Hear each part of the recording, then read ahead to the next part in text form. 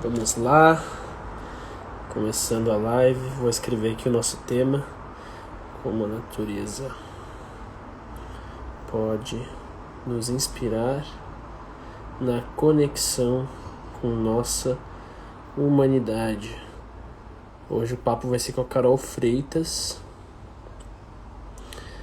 Ela é estudiosa da biomimética, que estuda a relação que a gente pode fazer da natureza com outras áreas e a inspiração que a natureza pode nos dar com outras áreas.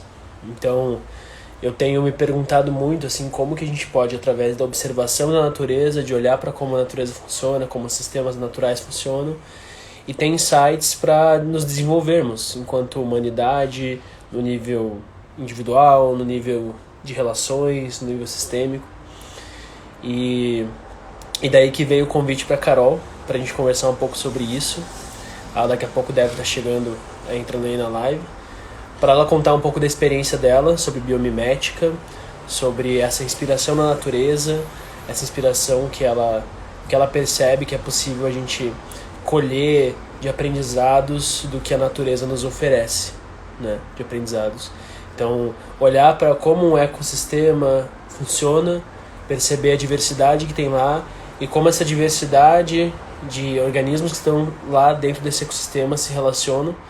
Talvez tragam insights para nós de como que nós, seres humanos, podemos nos relacionar com a nossa diversidade também, né? E trazer um equilíbrio, harmonia para o nosso sistema de relações, para as pessoas que estão ao nosso redor, para lidar de uma forma mais assertiva com os grandes problemas da humanidade de hoje, assim. Então, a ideia dessa live vai ser conversar um pouco com ela sobre isso. Daqui a pouco ela deve estar já entrando aí na live. E eu tô super curioso, assim, porque até agora o que eu vi sobre a biomimética, acho que é muito... O que mais me gera insights, assim, é sobre o desenvolvimento de uma planta, como que uma planta se desenvolve, e como que a gente pode olhar para o desenvolvimento de uma planta e se inspirar para perceber e ter mais calma ou mais parcimônia com o nosso próprio desenvolvimento, né? Então uma planta, ela tem o tempo dela de crescer e... a Carol entrou aí. Deixa eu só pedir para entrar. Oi, Carol. Só chamar aí que eu vou aceitar para você entrar aqui pra gente começar. Eu já tava filosofando aqui.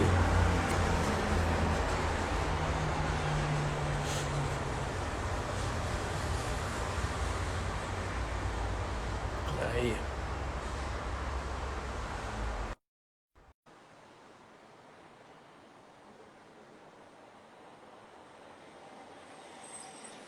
Olá! Aê, Agora sim, agora sim. Eu tudo já tava bem? tudo bem, e você? Tudo jóia também. Que bom. Obrigado por topar o papo. Tô bem feliz que Imagina, rolou. imagina, é sempre um prazer, né? Toda vez que tem conversa sobre natureza, sobre biomimética, é sempre um prazer, né? Eu que agradeço o convite. Que massa, que massa. Bom, antes de você entrar aí, eu tava falando aqui, mais com a câmera mesmo, é engraçado esse processo. Depois as pessoas vêm gravado e É, eu fico falando com elas, mas no começo aqui eu tô falando com a câmera só. E eu tava contando dessa minha inquietação, assim, e curiosidade, principalmente, olhando para a natureza, olhando para o processo das plantas, assim, eu sempre uhum, achava genial quando alguém pegava e relacionava o processo de uma empresa. Eu sou administrador, relacionava o processo de uma empresa com o crescimento de uma horta, por exemplo, ou o processo de maturidade de uma planta, de uma árvore com de um ser sim, humano. E eu sempre fiquei muito fascinado com essas relações assim que eu via, ao mesmo tempo que eu tive algumas experiências muito fortes assim com a natureza. Uma delas foi quando eu estava num retiro no Vipassana, de 10 dias em silêncio, e lá tinha um espaço na natureza. E eu sofri muito nesse processo porque eu fui para lá sem saber meditar, sem saber nada. E eu simplesmente fui pro retiro e sofri pra caramba, porque tinha que ficar sentado, tinha que ficar 10 horas e pouco meditando por dia. Eu não estava acostumado com aquilo. E um dos espaços que eu encontrava muito alívio, assim, tranquilidade, que eu me sentia muito conectado, era nesse espaço na natureza. Tinha umas árvores, tinha uns bichinhos, assim, uns insetos. Uhum. E eu ia lá e eu começava a olhar para aquilo de uma forma que eu nunca tinha olhado antes. Pela, sei lá, pela pressa, pela, acho que, rapidez, assim, de não parar É. para contemplar as coisas, sabe? E eu me senti muito conectado com aquilo, e aquilo, assim, aumentou mais ainda, assim, a minha vontade de saber mais sobre isso, né? E daí eu conheci o termo biomimética, comecei a pesquisar, vi um vídeo teu, que achei muito legal no YouTube, e daí eu falei, bom, já que eu tô me propondo a aprender sobre isso, vou conversar com a Carol para ver o que ela tem para contar, pegar as percepções dela, assim. Então, por isso que eu cheguei até você e estamos aqui fazendo essa live, assim. E Incrível. E daí eu queria saber um pouco de você, assim, como é que foi tua conexão com isso? Como que você chegou até a biomimética e a fazer o que você faz hoje? Eu acho muito bonito ouvir a jornada das pessoas até chegar na biomimética, né? Porque nunca é uma jornada lógica, assim, nunca é trivial, sabe? Eu acho isso tão interessante, assim, porque eu acho que a natureza ela traz uma reflexão interna muito grande, né? Então, quando a gente chega no ponto assim, eu sempre pergunto assim, quando alguém me encontra e fala, como é que você descobriu biomimética? Que eu adoro ver essa história, né? Então é super legal saber que, tipo, num retiro do Vipassana de meditação, começou uma sementinha lá e aí veio trazendo, eu acho super bonito isso. É, biomimética entrou, assim, aquela biomimética entrou na minha vida em 2013, né? Então, e aí eu gosto de dizer também que a natureza retornou, né, ao meu cotidiano também em 2013, né? Eu sempre fui uma criança muito de sítio, né? A gente tinha sítios na família, então eu passava muito tempo ao ar livre. Fui criança que brincava na rua, tipo, chegava da escola, era fazer dever, ir pra rua, brincar até anoitecer e voltar. Então, o ar livre, né, o estar fora, sempre foi uma constante, né? E aí tem aquele momento na vida, acho que todo mundo passa por isso, né? Quando a gente entra ali no início da juventude, né, adolescência, a gente vai saindo desses espaços assim, a gente quer criar nossas próprias convicções e normalmente é aí que tem um rompimento, né, com o espaço natural. E o meu aconteceu justamente nesse período, né? E uma idolatria do espaço urbano e humano, né? Eu achava esse espaço humano incrível, o ser humano era o ápice de tudo. E aí, junto com isso, vem sempre a frustração também, né? A galera que tá aí nas casas dos 20, 25, vive muito esse momento do tipo do encantamento, né, com o ser humano e de uma frustração do tipo, o ser humano não vale nada, a gente tem que. É um vírus no planeta, a gente tem que dizimar ele, né? E aí eu vivi esse fluxo, e aí foi justamente nesse fluxo de baixa, né, do ser humano deve ser eliminado, que eu encontrei a natureza e a biomimética, né? E aí a lição que vem, né, da natureza da biomédica é não, nada tem que ser eliminado. Peraí, vamos olhar para o todo. Olha que o planeta opera como um todo. E aí começaram a vir vários conteúdos, vários contextos que levaram-se minha mente para um outro lugar, né? Um outro lugar de transformação, assim, e um resgate, né, como infância, um desejo de um futuro diferente. Tudo isso começa a emergir, né? E aí, 2013, quando eu tava assim, nesse espaço, né, de tipo, tá, aqui não tá funcionando, né? Essa vertente que eu venho da área de design, né? Então, uma área que valoriza muito o humano, né? O ser humano tá no centro do processo. E isso me dava dúvidas, então aquilo não estava funcionando. Aí, ao mesmo tempo, fora do design também era pior, porque era focado em processo, era focado em coisas, não. Né? Pior do que focar só no ser humano, é focar nas coisas. Então, para onde isso tem que ir? Né? E aí foi quando eu encontrei a biomimética, né, como abordagem, e um texto que ele provocava exatamente esse ponto, né, que é tipo assim, se você está numa encruzilhada e você não sabe mais encontrar respostas nem com pessoas e nem com processos, olha para a natureza. E aí, tipo, um choque, né? Tipo, como assim olhar para a natureza? Não faz sentido. Né? Tipo, e eu acho que isso me chocou tanto Eu gosto de falar assim, eu entrei na biomimética pelo assombro, né? Pelo susto que essa frase me trouxe, assim, que eu ficava, não é possível. E aquilo ficou na minha cabeça até o ponto que eu falei assim, não, eu não vou, que eu não vou aguentar mais uma semana se eu não começar a investigar melhor isso, né? Aí mandei um e-mail para eles, aí tinha vaga aberta no curso, eu entrei no curso e aí começou toda a jornada que segue até hoje, né? Até hoje estou como aprendiz aí. Que legal. E assim, da jornada que você teve até agora, desde essa época que você descobriu até agora, assim, quais são as coisas que mais chamam a atenção para você na biomimética, assim, que ela te trouxe de visões, assim, de ideias, em relação às relações humanas? E daí, tanto nas relações Uhum. humanas, tipo, eu comigo mesmo, eu com o outro, as relações sistêmicas também, né, de governos, organizações, tal. O que você diria assim, quais são os pontos que mais chamam a atenção que você vê que tipo foram pontos de virada assim para você no teu pensamento? Olha, esse é um tema bem complexo, porque quando a gente fala de humanidades, né, aí a gente está mexendo também com o nosso interno, né, com o nosso pessoal. E hoje a gente vive um contexto em que esse interno ele varia muito, né? Ele varia muito, muito. A gente relaciona muito esse espectro humano interno que a gente tem com opiniões, por exemplo, né? E aí isso dá um prisma, dá uma variação gigantesca. E aí, toda vez que vem o código natural, né, para a gente compreender e trazer isso para o humano, isso mexe lá, tipo, mexe lá dentro, Uhum. né? Então, assim, é bem visceral, assim, esse processo. Mas o que eu gosto de refletir sobre isso é que não tem uma separação entre ser humano e natureza. A gente que delimitou, sabe? Essa separação. Assim. Então, a gente que categorizou que a gente é separado. Mas não existe uma separação. A gente é natureza por essência. Então, esses padrões naturais, eles estão dentro da gente, né? Eles fazem parte do nosso dia a dia. Eles estão desde a constituição assim, da nossa mente até nossos hormônios, nosso corpo. Tudo é um processo natural também. Então, quando a gente fala da natureza aplicada a essa questão de humanidades, eu vejo hoje que é muito mais um reconhecimento de que a gente é natureza, a gente não está apartado, e só isso, só da gente perceber assim, que a gente não está separado, isso já traz uma série de reflexões, porque a gente começa a ver que essa regra que a gente criou de que a gente é separado desdobrou em várias outras regras. Então, assim, a gente está separado, a gente que é inteligente, né? É uma outra regra que a gente criou entre a gente dentro do nosso sistema. As cidades têm mais oportunidades que um campo.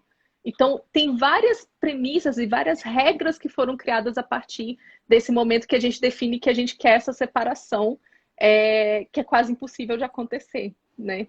Então, esse resgate, quando a gente olha assim para um humano, né, para o nosso lado mais humano, isso faz com que a gente tenha o exercício de se afastar um pouco do que é esse ser social, que é esse ser que criou todas essas regras, né? Então, todas essas regras que, por exemplo, o ser humano é separado da natureza, as leis, todos esses espectros que a gente vive dentro do nosso sistema foram criados por um arquétipo de um homem econômico, né, que a gente chama, que é uma pessoa que vive pela economia, vive pela riqueza. Então, marketing, vendas, e-commerce, tudo vai ser pautado nesse homem econômico, né? O que eu ganho, o que eu perco, né? Ou nesse homem social, o que eu faço para manter a minha cidade da forma que ela é. E quando a gente vai para a natureza, é um outro humano que entra. É um humano muito mais essencial, mas é um humano que tem o poder de construir e desconstruir todas essas regras. Né?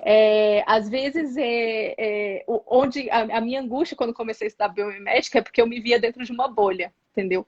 Então, assim, eu trabalhava com design e aí eu entendi que o design de produto, a gente estudava a psique da pessoa para ativar nela desejos inesperados.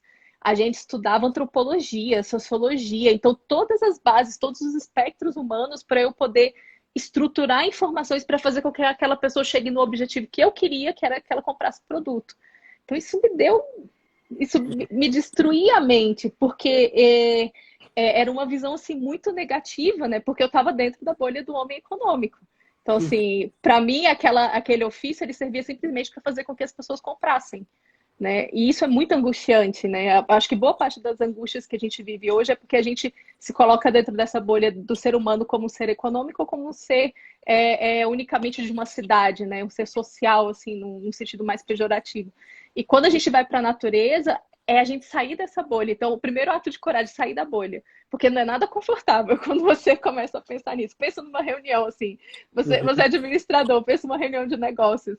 Todo Uhum. mundo está pautando lá, nossa, o que a gente tem que vender para melhorar nossos salários, a gente ter uma melhor qualidade de vida, a gente reinvestir na nossa empresa. E aí alguém senta na mesa e fala assim, cara, mas esse produto que a gente está vendendo estimula um consumo muito errado. Eu acho que a gente tem que fechar a empresa. Imagina isso numa reunião de Uhum. trabalho. E aí você vai pensar assim, tá, mas como eu vou pagar meus boletos, né? Por que que você está falando isso? Então, assim, é um ato de coragem sair dessa Uhum. conversa, né? Mas é também um caminho muito interessante, porque a natureza ela ensina pra gente que nem tudo precisa estar dentro do controle, que é onde essas duas bolhas se encontram. Essas duas bolhas elas se encontram num lugar de muito controle. A gente adora controlar as coisas, né? A Uhum. gente ser humano assim, é mestre em querer controlar e prever e que tudo ainda tem que sair do jeito que eu quero, né? Ainda tem essa, assim, eu não só controlo, como eu manipulo para isso aí. Uhum. Então, quando a gente vai para o espectro natural, é sair um pouco desse controle, sair dessas duas posições, que são as mais comuns que a gente encontra na sociedade hoje, e a gente se reconhecer como uma estrutura muito mais completa, muito mais ampla, que se conecta com os ciclos, né, do nascer, do pôr do sol, que se conecta com o espaço que a gente está inserido. Eu estou falando aqui de Brasília, do Cerrado, a seca está começando, o espaço está mudando ao meu redor, as árvores vão ficando mais amareladas. Então, a gente vai se reconectando com isso, reconectando com um tempo diferente também. Né? Então, a natureza ela ensina a gente a se relacionar de uma forma muito diferente entre a gente, entre o lugar que a gente traz, entre o que a gente cria. Né? Então, isso é uma. Bem, daí dá para a gente seguir eternamente, porque assim, tem muito insight que sai, né, desse lugar, e eu ainda estou tratando a natureza como um todo, né? Se a gente entra no específico, como você estava falando no início, tipo, o que um crescimento da planta tem a ver com o crescimento humano, né? Com o crescimento de uma pessoa. Aí a gente desdobra em coisas bem interessantes também. Mas é tipo, no início é um pouco isso que a natureza ensina, né? Sai um pouco dessas duas visões que vocês criaram, seres humanos, né? Vocês estão muito em si mesmados, né? Essas suas duas visões estão muito em si mesmadas. Vamos sair um pouco disso, vamos olhar isso de fora e também um convite do tipo, vamos criar uma coisa diferente, né? Por que a gente tem que melhorar o tempo todo uma coisa que não funciona, remendar? Vamos criar uma coisa diferente? Quando a gente fala, por exemplo, de regeneração, é isso que a gente está falando. Ao invés da gente perdurar no conserto de coisas que não funcionam, vamos pensar o que seria o melhor, o que seria o bom, né? Isso exige um exercício de imaginação e de visão bem diferente. A natureza é uma excelente guia, né, para essa jornada. Uhum. Nossa, bastante coisa. Achei muito legal isso que você trouxe em relação a se perceber como parte de um sistema. E daí, a partir do momento que você faz esse movimento, o movimento sem volta, né? Eu percebo isso também, que você começa você volta para o mundo, né? Depois de você ter algum insight, alguma ideia dessa, você volta para o mundo e começa, nossa, por que isso acontece desse jeito? Tem alguma coisa errada aqui. Eu lembro até hoje, na época que eu estava fazendo faculdade, que um professor meu de, acho que era de finanças, ele falava que o objetivo das empresas era dar lucro para os acionistas. E era isso, e ponto. O resto era detalhe. E era para isso que ela existia, esse era o propósito. E eu lembro que aquilo me deixou inquieto de uma forma assim absurda. Eu fiquei, meu Deus, mas não pode ser, tem alguma coisa errada. Daí ele falou, tem uma outra visão aqui que fala que a empresa tem que cuidar de todos os stakeholders que estão ao redor dela. Mas eu não acredito muito nisso, blá, blá, blá, blá. Daí eu levantei a mão e questionei, né? E ele ficou puto comigo. Ele ficou puto e meio que assim, saiu do assunto e, sabe, tipo assim, né? Vai até aqui, né? Que daí eu percebo que é um pouco desse limite que a gente se autoimpõe para manter um status quo do que a gente construiu até agora, porque perceber que muitas coisas das quais a gente construiu, muitas ideias que estão por trás dessas coisas que a gente construíram, são falhas, e a gente está percebendo isso porque um monte de problemas estão emergindo aí, né? basta ver os Objetivos de Desenvolvimento Sustentável da ONU, você vai encontrar vários ali, né? Um conjunto de várias situações a serem cuidadas, assim, pelo ser humano. Mas daí eu me pergunto, assim, Carol, a gente faz parte desse sistema. A gente Sim. percebe agora que fizemos um monte de cagada coletivamente, né?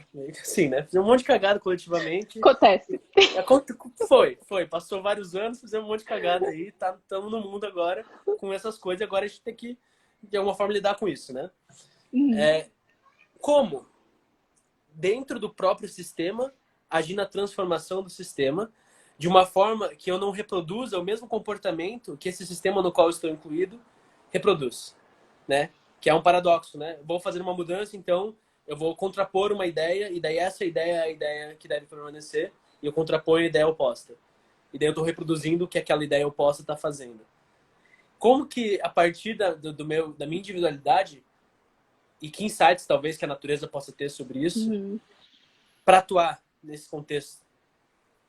Isso é incrível, porque assim, tem algumas coisas nesse ponto que você está trazendo, que é um ponto bem provocativo. O primeiro é o que a gente vive hoje é uma criação de milhões de outros seres humanos, né? Então, assim, a gente vive mais recentemente aí um desdobramento do que foi a Revolução Industrial, onde a gente começou a trazer pensamento linear, extremamente cientificizado, focado em industrialização, focado em máquina. Então, isso começa ali, né? Século XX, a gente hoje está vivendo, e Covid está marcando o fim do século XX, né? O fim da era da industrialização. Mas antes disso vieram outras eras de outras pessoas que foram construindo esses padrões, esses paradigmas, e isso foi se acumulando. E uma coisa que não acontece no sistema natural é uma ruptura, entendeu? Uma ruptura completa para gerar uma coisa nova. O famoso começar do zero, dar um reboot, sabe? Tipo, deleta tudo, vamos começar de novo. Explode, isso, shift né? delete, joga ali na lixeira, dá um reboot no computador e vamos começar de novo. Isso é um conceito mecanicista, isso é um conceito que a gente começou a trazer por agora. Dentro de um conceito natural, não tem shift delete, né? Não tem como a gente deletar todas as coisas.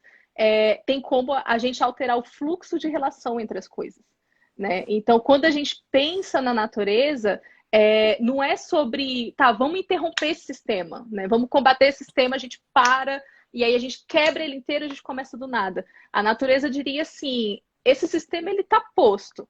De certa forma, ele funciona. Porque senão a gente não estaria aqui seguro, né, no espaço seguro, conversando, tendo tempo para dialogar mentalmente sobre uma perspectiva, né? Então, assim, o fato da gente estar aqui é uma demonstração que esse sistema funciona de alguma forma, né? Para algum objetivo ele cumpre. Mas se a gente quer fazer com que esse sistema evolua, ou o que a gente fala dentro de sistemas naturais, ele alavanque, a gente está falando de mudar o fluxo que as coisas aconteçam. Então, não é sobre interromper, parar o consumo, é sobre a gente consumir da forma mais coerente, de uma forma que regenere, né, os espaços humanos e os espaços naturais. É muito mais sobre o fluxo, e o fluxo se eu puder traduzir assim, Carol, o que é fluxo? Fluxo é muito hippie, né? Tipo, fluxo da vida, tal. Tá bom, bem pé no chão agora, cara. O que é fluxo? Fluxo é a ação do dia a dia. É ação diária. Isso é fluxo. Então, se sua hora do dia você consegue compreender na sua pequena ação, por mínimo que seja, o que precisa ser feito para que esse fluxo comece a caminhar de forma diferente, aí é que está o segredinho da natureza. É sempre no fluxo, é sempre no menor detalhe. Uma metáfora assim, super boba, super boba. Já viram? Tem um filtro no TikTok, no Instagram também, que ele faz uma simetria do rosto, né? Ele pega esse daqui e desdobra para lá. Uhum. Isso, deixa igual. E sempre tem uma diferença de um lado e o outro do rosto. Porque a gente dorme, porque a gente. E essa diferença ela não é percebida pela gente, porque é um tiquinho todo dia.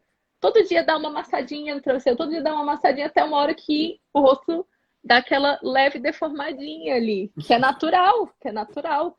Então, isso é um pouco do sistema natural falando pra gente assim, olha, o fluxo se reverte na pequena ação, no dia a dia, e é muito mais interessante para a gente hoje, no sistema que a gente está, reverter o fluxo de alguns lugares para a gente conseguir alavancar soluções novas do que romper, do que simplesmente jogar fora, né, tudo que já foi construído. Esse jogar fora, esse romper com o passado, esse desprezo, né, que a gente cultiva muito hoje na nossa sociedade, ele vem principalmente ali do modernismo, quando a gente começa a ter a solitude do herói, eu faço tudo sozinho, eu faço, eu aconteço, eu sou tipo o cara em cima do pico com a bandeira, eu cheguei lá sozinho. Uhum. Essa coisa assim dessa solitude da pessoa ser o máximo sozinha, isso é uma construção que a gente vem feito. Isso faz muito mal, né, para a gente, no sentido de uma artificialidade, porque a gente não está sozinho, né? Então, se todo mundo consegue mover ali no seu pequeno universo, né, no seu dia a dia, na sua hora a hora, um pouquinho esse fluxo, isso vai gerando movimentações diferenciadas, movimentações novas. Quem traz isso de uma forma que eu acho brilhante, que é um livro assim super técnico, científico, mas eu sempre choro nos capítulos, eu sempre choro nos textos, assim, aquela coisa de nerd mesmo, né? É a Donella Meadows, quando ela fala do poder dos limites, né? Então tem um texto, se digitar no Google é muito fácil de achar, que é Dança com Sistemas, né? Em inglês é Dancing with Systems, em inglês é muito fácil de achar. Daí dá para colar e botar lá no translator e a tradução fica bem, bem ok, assim, para português.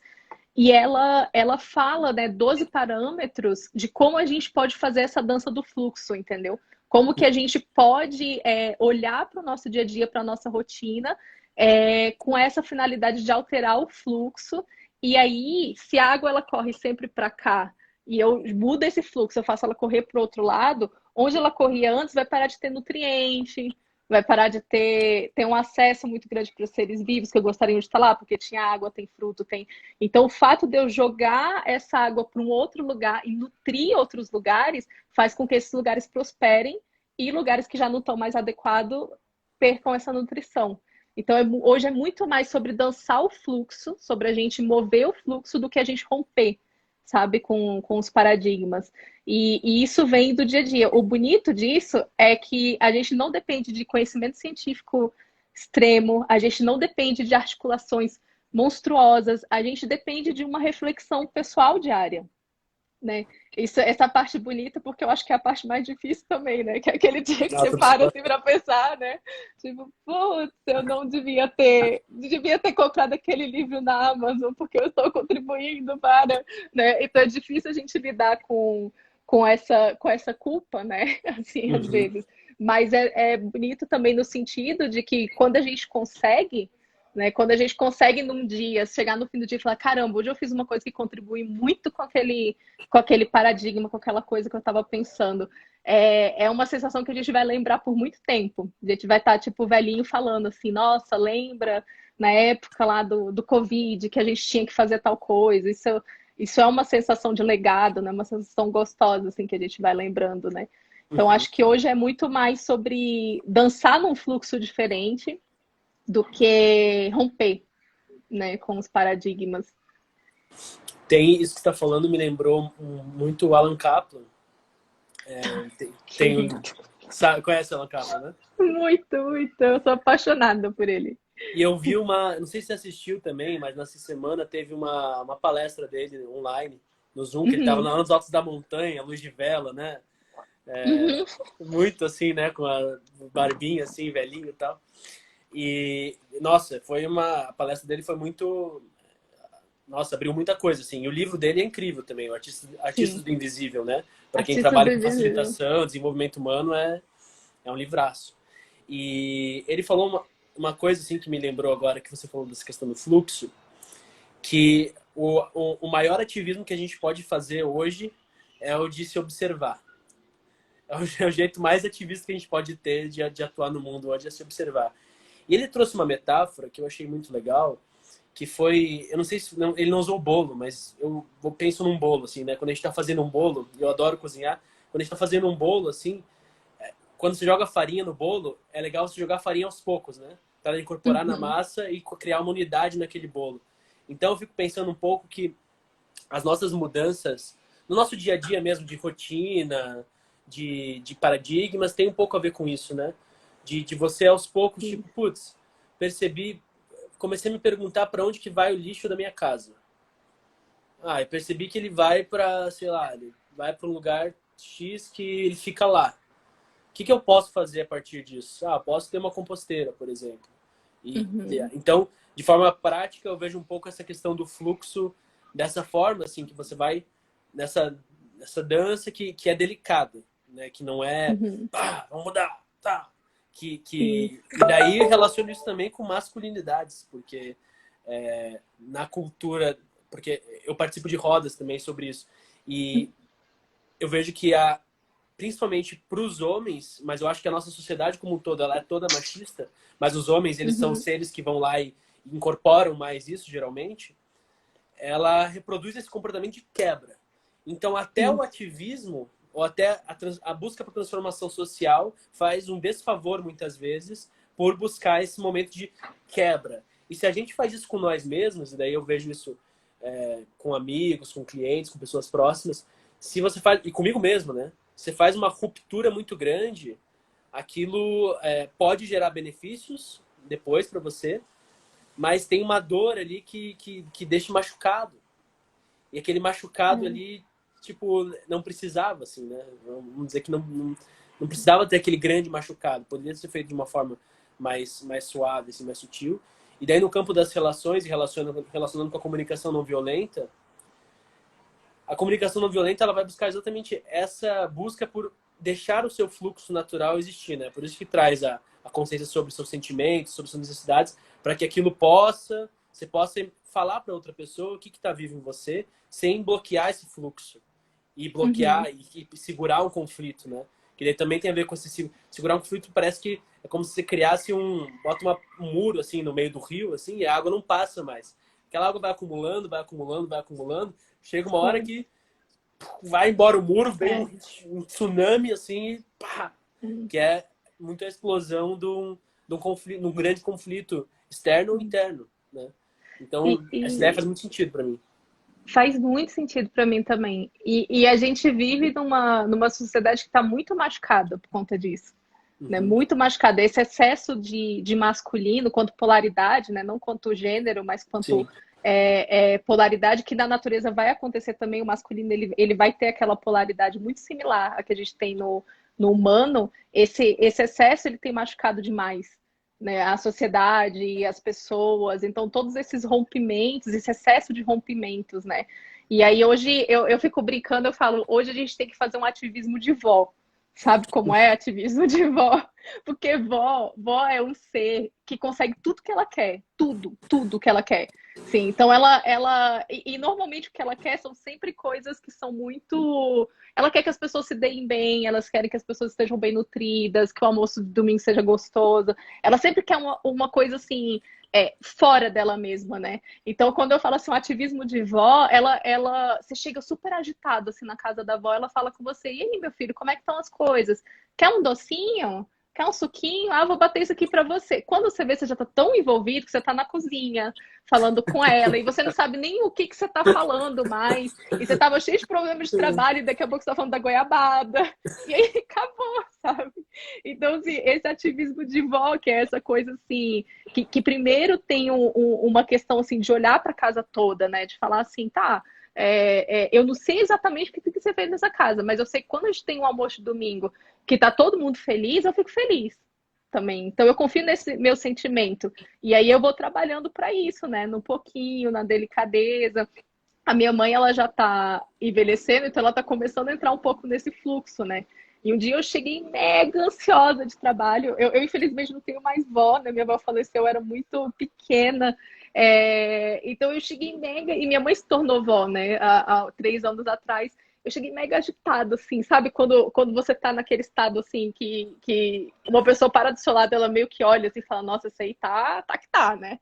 Então, trabalho pra caramba. E tem que transformar tudo em digital. E o cliente não entende. Então, eu tava, assim, uma angústia, né? Eu cheguei lá muito agitada. E meu timbre de voz estava alto, porque eu tava tão E aí eu cheguei falando alto, dando, não, por que o fulano deveria fazer isso? Por que as pessoas da empresa? Tá, tá, tá. Aí teve uma hora que ela virou assim, você prefere suco de acerola ou limão? Aí eu, tuf, sabe? Tá, presente, né? Aí eu me vi assim, falei, caramba, eu já cheguei na casa da minha mãe, não falei com ela, ela tá preparando o almoço, eu não tinha visto nada que estava acontecendo. E aí quando ela me perguntou suco de acerola ou limão, eu, pode ser acerola com laranja? Ela pode. Eu falei, ah, então eu vou fazer o suco. E aí é uma outra frequência, né? E aí, depois do almoço, quando eu parei, aí eu olhei e falei assim, ah, realmente, tipo, esses problemas de trabalho não tem relevância nenhuma. Eu tava estressada porque eu tava, na verdade, com fome. Aí a gente vai parar para pensar, né?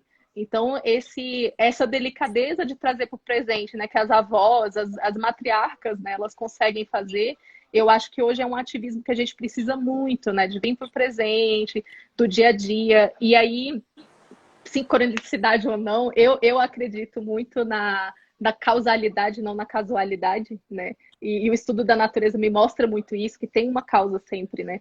E aí o que a gente não conhece, a gente chama de mistério, a gente chama de cosmos, de Deus, as coisas que a gente não conhece, a gente dá esses nomes, né? Mas tem ali um motivo, né? As coisas vão tendo um motivo para acontecer.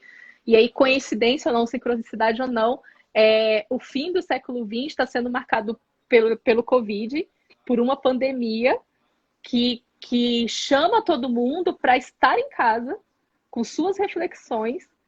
A segurança vem das pessoas que estão próximas a você, então dos pais, dos relacionamentos, de todo mundo que está ali no seu menor núcleo, né? Então é um momento que chama muito para essa convivência e para essa reflexão, chama muito o ativismo de vó, né? Quando a gente vai olhar no Instagram, pelo menos isso tem acontecido comigo. Eu me comovo muito quando eu vejo a beleza do dia a dia das pessoas, quando elas colocam isso de um jeito muito menos comercial, sabe? Tem uma amiga que ela pega o caderno de receita da avó dela, faz bolo e doa o bolo para uma pessoa, né? Então eu adoro ver como ela faz isso todos os dias, né? Toda semana, na verdade. E é um ato tão singelo, tão simples, tão simples, que pode vir, tipo, o evento da live mais maneira, eu vou curtir de ver ela fazendo bolo ali. Tipo, olha que massa ela fazendo bolo. Então, tudo isso tem feito um convite para a gente olhar para os nossos núcleos, né? E isso faz a gente olhar para a ancestralidade, isso faz a gente trazer vários outros aspectos. Então, eu realmente acredito que esse ativismo de vó aí vai quebrar muita coisa. Essa coisa assim, vamos olhar uma planta crescendo, vamos dar tempo, que a natureza ela fala muito de tempo, né? A Uhum. sementinha tem que ser colhida no tempo certo, o fruto no tempo certo. Então vamos olhar para o nosso tempo, vamos olhar para as nossas relações, né? Como a gente lida, para a nossa ansiedade, para o nosso cuidado. Então, quando a gente vai trazendo isso para uma esfera assim, muito íntima, né?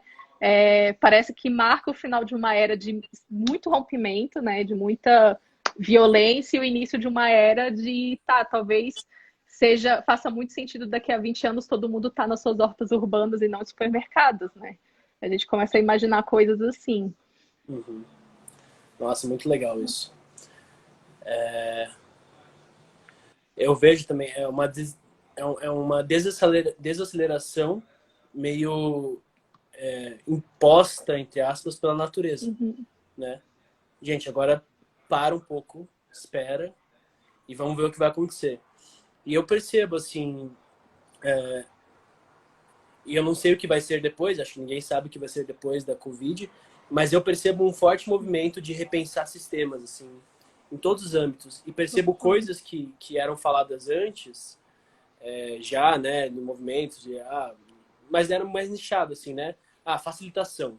Só o nome facilitação, facilitador, ele já está muito mais falado hoje. Já estão falando muito mais sobre esse nome, está muito mais popular, muito mais conhecido. E justamente eu imagino que seja porque tá precisando mais de facilitador, né? Estão percebendo a necessidade de facilitador, ainda mais agora no online, nos grupos, né? Então eu tenho uma visão de que as coisas estão se transformando, estão mudando, mas é interessante também, porque eu me questiono se eu não estou vendo uma parte da minha bolha só, né? Porque se eu olho por outro aspecto, o circo está pegando fogo, né? Político, econômico. E o que você acha sobre isso, Carol? Você acha que é a bolha? também tem outra linha que diz que a mídia fortalece é, essa visão, né, de Uhum, caos, de que o bicho está pegando fogo e que uhum. se protejam, tenham medo, né? E, e eu fico dividido, assim, eu não, realmente não sei, eu fico pensando o que é a verdade, afinal, né? Dá vontade de ficar realmente só cuidando da minha casa. Assim, né? Cuidar da minha casa, que aqui eu sei o que está acontecendo, né? É, Tomar mas suco de acerola, né? é, Todos os dias. tomar suco de acerola. Mas o que me inquieta é assim, eu sei que mesmo eu tô aqui na minha casa fazendo as coisas, mas tem um monte de gente que tá em outras situações, que tá sofrendo, que tá Sim, vivendo situações adversas. sim. E Isso é uma coisa assim, se te inquieta, é porque te chama a ação, uhum, sabe?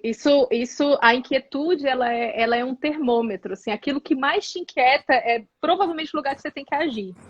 É onde você tem que ir lá e parar de pensar e começar a fazer, né? E isso eu tenho atendido muito minhas inquietudes, porque eu também sinto essa bolha, né? Eu também me sinto dessa forma. E também sou facilitadora. Tenho visto também essa procura muito grande pela facilitação, por todos esses espectros. É, mas realmente, quem que está aberto para topar esse diálogo, né? A gente fica pensando assim nisso o tempo todo. Então, essa inquietude, ela mostra muito o lugar que a gente tem que agir. Então, assim, eu tô inquieta porque é, as pessoas estão perdendo o emprego. Então, é lá que você tem que agir, sabe, de alguma forma. Uma das coisas que a gente olha assim como fluxo natural, tem uma grande premissa da natureza que a gente fala que é a vida cria condições que propiciam vida. Que cria condições que propiciam vida, que cria. Então, isso é um ciclo, né? A gente chega até o ponto de falar que a natureza ela existe porque ela manifesta essa frase. Né? Ela é uma manifestação completa de vida, né? A vida ela vai gerando vida. E muito dessa angústia que a gente vive hoje é porque a gente se coloca no lugar de não vida. E a mídia estimula muito isso. A mídia estimula muito não vida. Que é tipo assim, você não precisa agir, não. Fica aí sentado, consumindo as preferências que eu estou gerando aqui. E isso vai gerando um fluxo de ansiedade, de inquietação, e aí eu preciso validar essa ansiedade, então eu vou para as notícias, e aí eu vejo notícias cada vez piores para validar que aquela ansiedade ela é real, eu estou sentindo ela mesmo. E aí a gente vai vivendo um ciclo vicioso muito complexo. É, eu trabalho hoje com comunicação, trabalhei com marketing, campanha em todas as áreas, desde setor privado, daquela empresa mais ultracapitalista venda, até ONGs, tipo, paz e amor, vamos salvar o mundo. E a mídia, ela pode se tornar um lugar muito ardiloso se a gente não limita a relação com ela. Então, se a gente entra num lugar onde a notícia manipula o nosso humor, que é um lugar assim, onde eu vejo essa notícia, eu acredito mesmo que o caos está instaurado. Meu humor vai lá para baixo, você está sendo dominado pela mídia e pela notícia. Então, é um ponto de atenção, né? É um ponto de atenção, porque pelas ações, quando a gente não é dominado por esse fluxo, a gente fala assim, tá, isso daqui está um caos, mas eu estou vendo uma iniciativa ali que não é isso. Isso não está acontecendo ali. Então, isso não é uma verdade absoluta, sabe? E uhum. a mídia ela trabalha com premissas de verdade absoluta. A gente faz isso para engatilhar mentalmente as pessoas e fazer elas continuarem consumindo reportagens, principalmente as mórbidas, porque a morbidez é um ponto de atenção instintiva humana. Então a gente vê morbidez para a gente entender que aquilo não pode acontecer. Então a gente tem isso dentro psicologicamente. A morbidez ela chama a atenção da gente, porque é um ponto de alerta de instinto, assim, do tipo, eita, tá acontecendo aquilo ali, eu preciso ter atenção e eu não posso educar meu filho daquele jeito, senão ele vai se tornar aquilo. Então isso é instintivo. E tem muito veículo, isso não é uma unanimidade, né? Claro, tem muita parte da mídia que é positiva, mas tem muito veículo que ativa justamente isso. E é daí que eles tiram o sustento, é daí que eles tiram várias coisas, né? Então, esse termômetro, ele é ultra pessoal. Tem gente que vai assistir aqueles jornais que apresentam aquelas cenas horrorosas e vai jantar. Tipo, vai comer isso jantando. Eu não tenho mais TV. Eu não tenho TV. Há 10 anos que eu não tenho televisão. Então, assim, o meu acesso com notícia é todos os dias, eu separo 30 minutos. Eu tenho os veículos que eu leio, então eu leio aquilo para entender o que está se passando, né, na minha comunidade, principalmente, e no planeta, e eu não acesso mais. Eu vou acessar só no dia seguinte. Porque é onde eu achei minha cota de conforto, entendeu? É onde eu achei assim, tá, esse é o ponto de equilíbrio. Eu fui para um estado onde eu não sabia de nada, absolutamente nada. Era coisas assim, de tipo, tá rolando, e de eu falar assim, Bolso quem que é presidente? Como é que é o mesmo nome? Era nesse nível, assim, eu realmente não sabia nada que estava rolando. E eu vi que isso também não é saudável, porque Uhum. isso é o rompimento com o sistema, entendeu? Isso é aquele rompimento do tipo assim, não participo disso. Então, se eu quero mudar esse fluxo, eu preciso entender minimamente o que está rolando nesse sistema. E aí, esse minimamente é um conforto que é muito pessoal, acho que cada um encontra o seu, né? Uhum. E aí, a partir disso, eu agir sobre aquelas inquietudes que eu tenho. Né? Quando a gente faz, e aí isso é uma outra coisa que a natureza ensina muito bem, a árvore, por ela mesma, ela não produziria tanto oxigênio, ela não produziria tanta flor para dar tanta fruta, entendeu? Ela tem ali uma redundância, que é uma coisa muito, muito vista na natureza. A natureza trabalha com redundância e descentralização o tempo todo, mas para ela, só para ela não precisa de tanta coisa, mas ela oferta em abundância, porque ela sabe que não é sobre ofertar a coisa, é sobre a energia que ela gera quando ela. E a energia a gente pode pegar até pelo nível calórico mesmo, né? Quando o ser vivo morre, ele devolve uma média de 5 a 10 vezes a caloria que ele consumiu em vida. Exceto a gente consome caloria pra caramba, né? A gente às vezes não consegue, nosso corpo não devolve. Mas um elefante, ele devolve 20 vezes isso. Uma Uhum. árvore, ela devolve várias vezes isso depois que ela padece, né? Depois que ela morre. Então, o pensamento é sobre como que eu contribuo com esse fluxo, como que eu contribuo com a vida, né? Então, o ser vivo, ele está sempre pensando nisso. O que a gente traduz no nosso mundo humano como uma ação para o outro, uma ação para fora. Né? Então, normalmente, essa inquietude, quando ela se transforma numa ação para fora, ela tem um aspecto de serenidade, de cura, que é muito profundo. É só ver, assim, pessoas que trabalham muito com projetos sociais, elas têm um olhar diferente, elas têm um tempo diferente, elas têm uma relação diferente com o outro, né? Uhum. E quando a gente olha para esse momento pandemia, para esse momento Covid e para esse caos instaurado, quanto mais a gente consegue agir pelo outro, mais serenidade a gente encontra e mais a gente bloqueia essa sensação assim de que tudo vai dar errado, né? Tudo Uhum. vai dar errado. Eu tinha eu ficava pensando muito nisso assim quando eu era adolescente, né? Eu falava, eu não vou ter filhos assim, porque eu não vou colocar um ser humano para viver nesse mundo. Esse mundo é horrível. Eu pensava nisso, mas eu tenho muita sorte, pelo menos, não estar numa guerra, né? Eu ficava pensando nessas coisas. Porque se eu tivesse nascido na Primeira Guerra Mundial, nossa, minha vida seria muito miserável na Primeira Guerra Mundial. Então eu ficava pensando sobre essas coisas o tempo todo, né? E aí um dia eu verbalizei isso no almoço. Eu falei assim, olha, o mundo não é tão ruim quanto o da guerra, mas eu não vou ter filhos porque o mundo é muito ruim. Então a gente não pode botar mais gente no mundo, porque o mundo não funciona. Né? E aí a minha mãe virou para mim e falou assim: pois é, o ano que você nasceu era fim de ditadura, era um caos político. 3 anos depois tomaram as poupanças. E aí ela foi falando, e aí eu falei: caramba, eu acho que a guerra ficou até melhor do que o contexto que ela vivia quando eu nasci. Inflação, eu tinha que sair, comprar 5 carrinhos de supermercados e não sei o quê. E você tá aí, ó, tá viva, tá saudável, tá de Deu boa, tudo né? certo. E deu tudo certo. Então, assim, deve ter um outro paradigma rolando, né?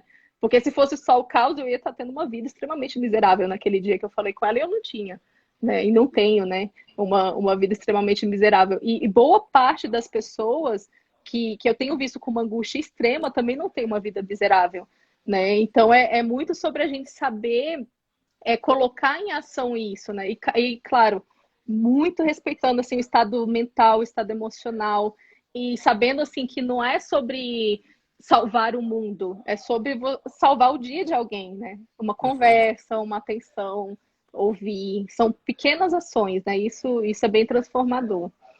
Esse ato de servir, assim, ele é muito poderoso mesmo. Muito poderoso, muito poderoso. Eu sinto isso também.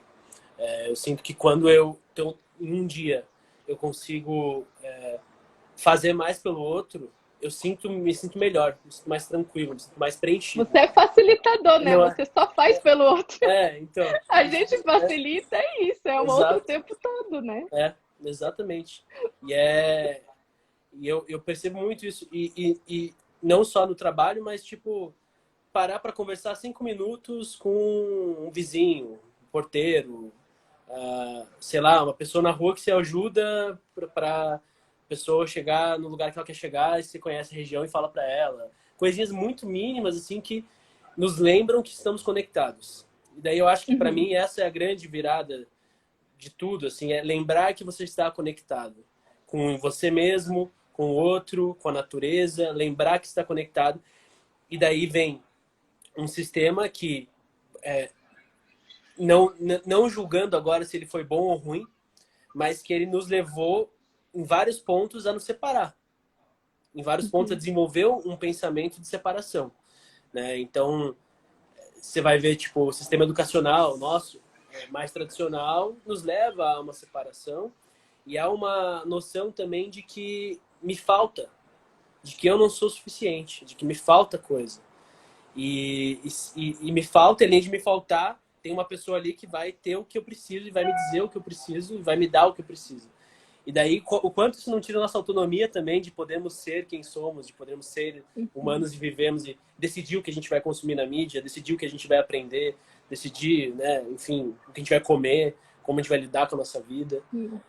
E isso é bem profundo assim para mim, assim, essas duas coisas, essa autonomia e essa busca por conexão. Muito, é muito forte para mim isso. Isso foi uma das coisas de estudo de natureza que mais me apaziguou. Foi o dia que eu percebi que a gente tem um vínculo, né, humano extremamente forte, né? Na biomimética a gente chama isso de superorganismo. São seres que têm uma vinculação com o outro que é tão fundamental que eles não sobrevivem sozinhos. Assim, é muito difícil que eles sobrevivem sozinhos. Não sobrevive sem legado, né? Então ele herda, ele precisa herdar alguma coisa para ele conseguir iniciar a sobrevivência dele e se pauta numa relação de confiança muito profunda, que é como a gente vive. Tipo, eu entro num restaurante, eu não tô assim o tempo todo assim. Eu entrava, né? Agora eu tenho que mudar. Agora eu tenho que mudar essa metáfora. Eu entrava no restaurante e eu não fico o tempo todo assim. Será que o cozinheiro tá tentando me matar? Será que o cozinheiro tá tentando me matar? Será que ele.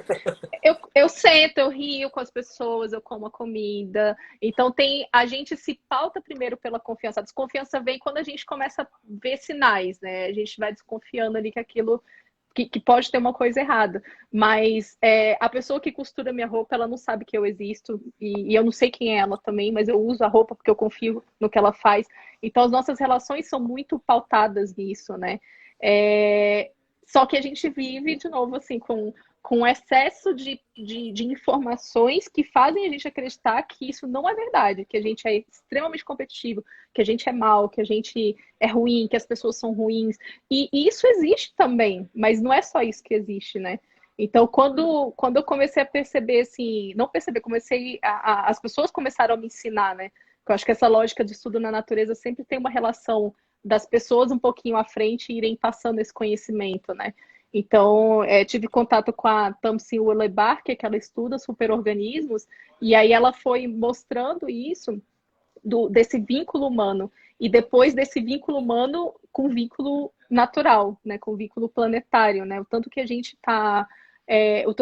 é dependente dos processos naturais, oxigênio, né, vamos botar só oxigênio na roda, isso aí já mostra, assim, muito disso, né, e isso, assim, pelo menos para mim, me deu uma sensação de pertencimento muito grande, sabe? Então, todas essas coisas que eu acreditava, assim, eu acreditava piamente que eu tinha entrado sozinha na faculdade, que eu tinha terminado sozinho o ensino, e aí eu comecei a falar assim, não, eu não terminei sozinha, teve uma estrutura aí, pelo menos de 200 professores para me fazer passar, mais os meus pais, mais a comunidade, mais o lugar que era seguro, mais aí a nossa cabeça ela realmente amplia, né?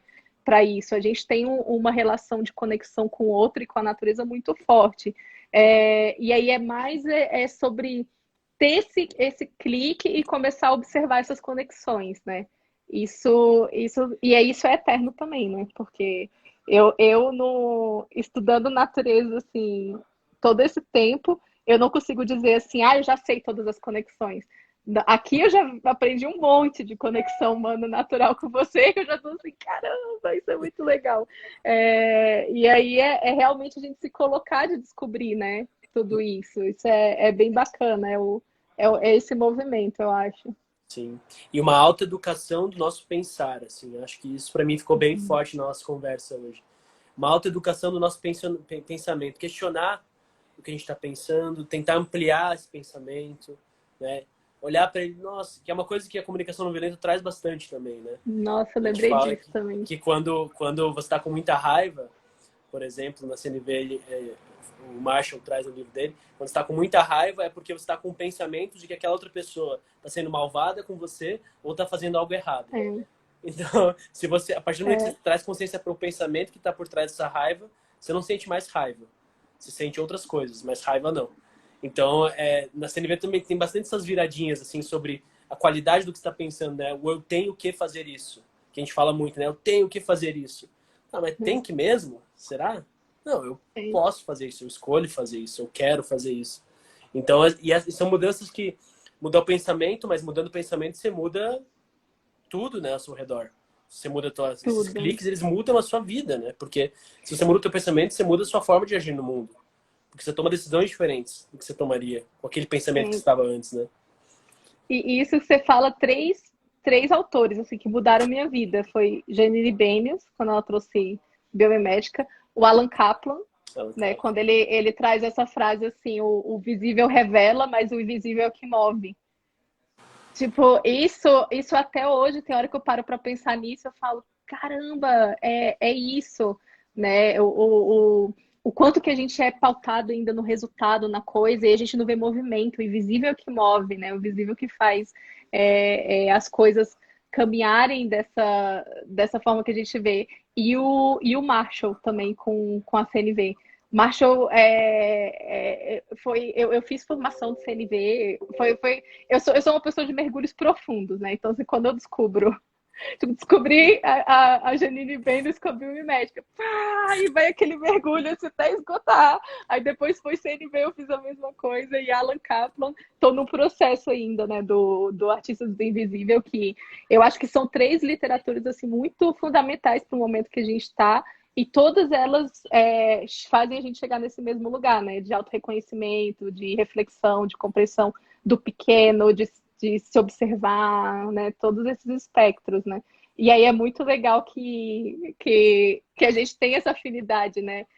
Não é muito doido assim, o mundo que a gente vive, porque a gente nunca se viu, né? A primeira vez que eu te vi foi agora na live. A gente nunca se viu, nunca tinha te visto. A gente só falava por texto, voz, mas a gente nunca tinha se visto. A gente se vê na live e a gente tem praticamente as mesmas bases, né? Em uhum. facilitação, em tudo isso. Então é muito interessante esse momento de conectividade que a gente está, né? É. Muito legal.